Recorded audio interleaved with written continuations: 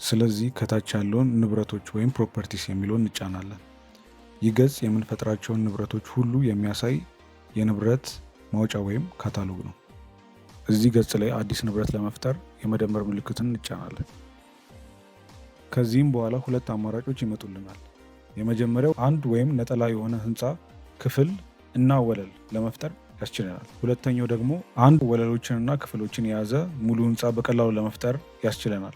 ለማሳያ ያህል አሁን አንድ የህንፃ ኮምፕሌክስ ለመፍጠር እንዴት እንደምንሞላ እናያለን።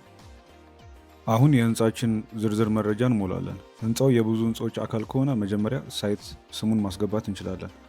ሳይት ከሌለ ደግሞ ክፍት ትተነው የህንፃውን ስም እናስገባለን።